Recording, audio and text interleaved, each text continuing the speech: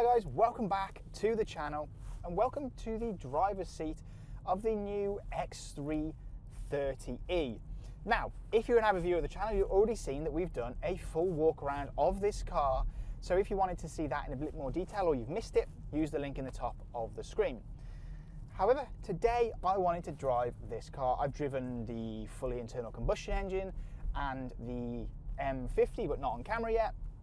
But it was time, I felt, to really see what the hybrid's like, because obviously this world that we live in is rather weird at the minute, and there is currently no fully electric version of this car. That is coming slightly later in the year with the iX3 replacement, which may be something entirely different, which we'll obviously film as soon as that arrives. So this really is the only really electrified model in the X3 lineup at the minute, and it has the more updated battery systems. So you actually get a claimed range on the WLTP cycle between 53 and 55 miles. Now that is an exceptionally usable battery range, and actually if you've got a home charger and only live, say, 20 miles from home, 20 miles from work, it's going to be perfect, this car, and with an exceptionally low benefit in kind as well. If you're a business owner or want to put these through the business, they're incredibly affordable and a really cool car and a cool option really. The X3 30e starts at just under £60,000, and we've got obviously the usual mix of internal combustion and battery that you get in a proper plug-in hybrid this car is. So we've got around 300 horsepower as well when both the petrol engine and the batteries are working together, and that means 0 to 62 is around 6.2 seconds, which is pretty quick. But what I wanted to find is just how does this thing drive? Obviously because it's hybrid you get a little bit more weight, and does it still feel like a BMW, and is this the perfect option for the modern world? But let's start with what I'm feeling initially. You'll probably see on the outside I'm driving through a little town.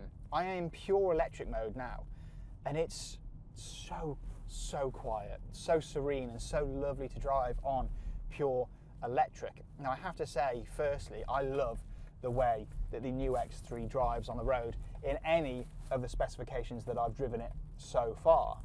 And as you can probably tell from the external walk around, I love the way it looks as well. I think it's fresh and modern. This interior is outstanding as well, with the new operating system, this new steering wheel, the new design throughout with the ambient lighting and so on. It's just really crisp and modern and up to date.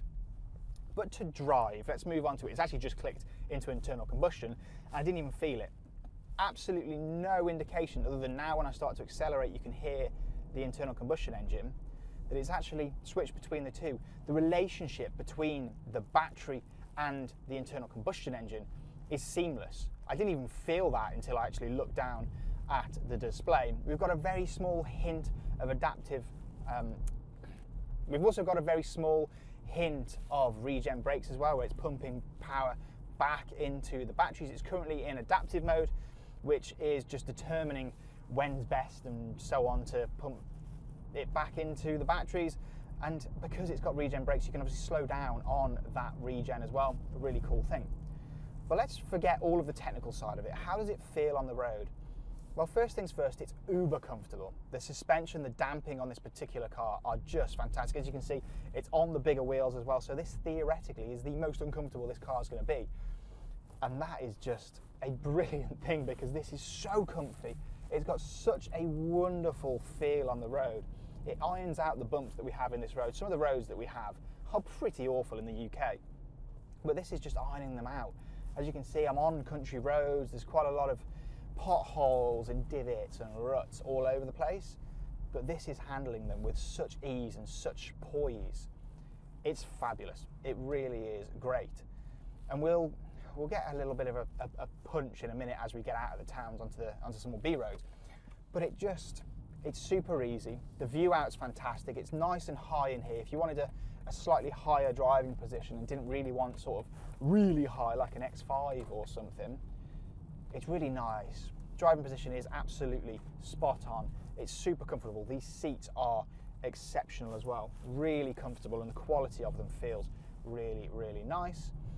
But yeah, I think we'll now see what it's like when you just drop that accelerator a little bit. I'm going to leave it in complete comfort mode because I'm intrigued to see how it serves up the power between the two different drive modes. So let's plant the throttle, see what happens. Yep, I mean, it's got plenty of pick up and go. It is no slouch, but strangely, I feel like it doesn't really want to be driven super quick. It's much more of a comfortable everyday cruiser. And I don't think, correct me if I'm wrong, if you're buying this car, you're not going to be buying it to set new lap records at the Nürburgring. You just want something that's super comfortable, super easy, and just lovely to drive on the road. And this car delivers all of those things impeccably. It is outstanding on the road. It's super comfortable. I think it looks great. This interior is superb as well. I think it's just a great option, whether you're buying this from a personal point of view or through a business. This is a car that you absolutely must consider.